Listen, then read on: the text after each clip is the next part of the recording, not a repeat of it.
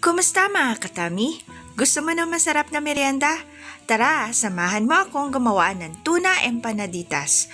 Kung bago ka pa lang sa channel ko, don't forget to hit like and subscribe para updated ka sa mga bagong videos ko. Narito ang kumpletong listahan ng ating mga sangkap.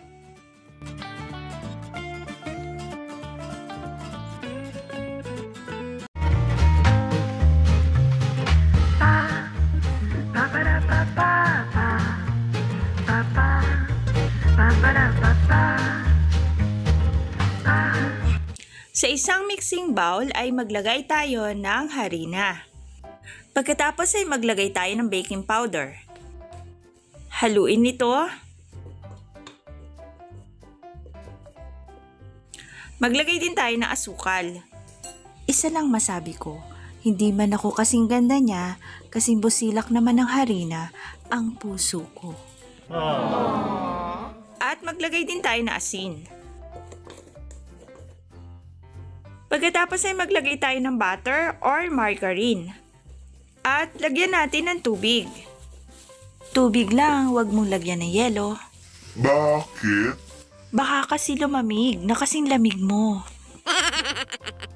Takpan at itabi natin, pagkatapos ay mag-prepare na tayo ng pang-filling sa ating empanaditas. Gumamit ako ng tuna oil, yung oil mismo dun sa canned tuna. Hindi na ako naglagay ng iba pang mantika. Pagkatapos ay nilagay ko na ang sibuyas.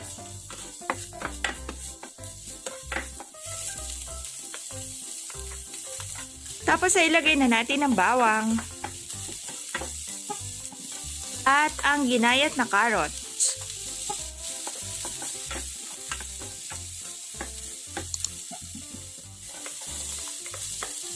Naglagay din ako ng ginayat na patatas.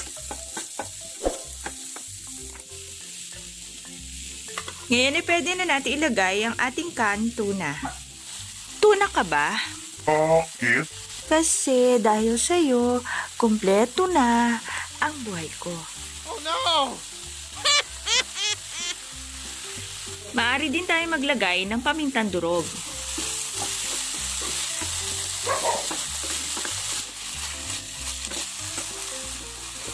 Ngayon ay prepare na natin ang bread. Sa isang malinis na working table ay ilagay natin ang dough.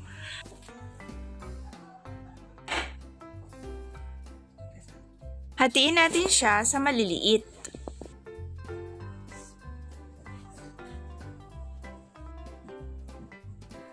Tapos ay i-flatten natin yung dough.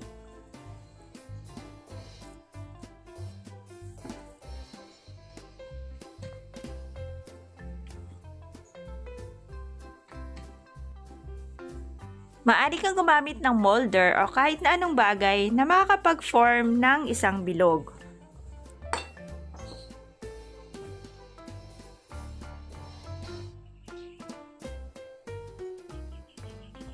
Yung natirang dough, pwede pa natin gamitin ulit at i-flatten. Ulitin lang ulit natin ang naunang proseso. Ang empanada ko, puno ng feelings. Talaga ba? Oo, hindi katulad ng crush mo.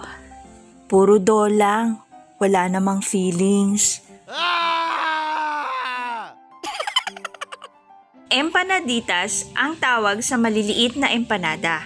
Ang empanada ay isang uri ng pagkaing pinalamanan ng karne, tulad ng manok, alimasag, hipon, at ngayon ay maaari din gamitin ang tuna.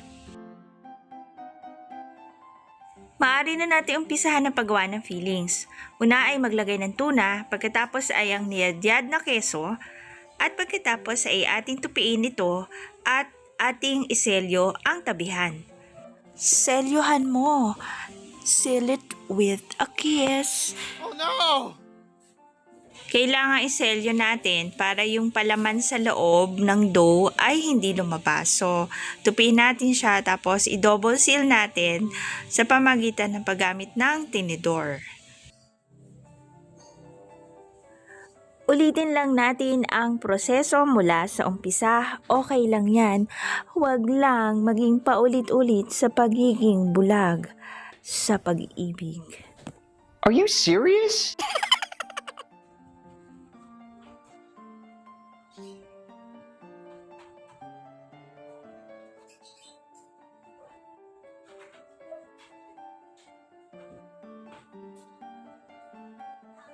So ito na yung ating finished product. Pwede na nating umpisahang magprito.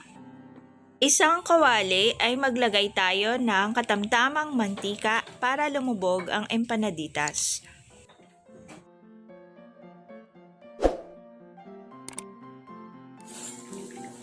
Iprito natin hanggang sa maging golden brown ang ating empanaditas.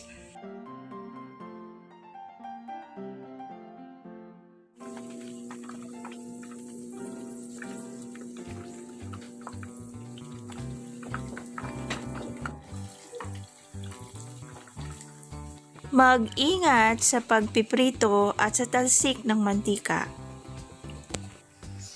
Bakit naman? Tandaan mo, mas masakit pa yan sa heartbreak.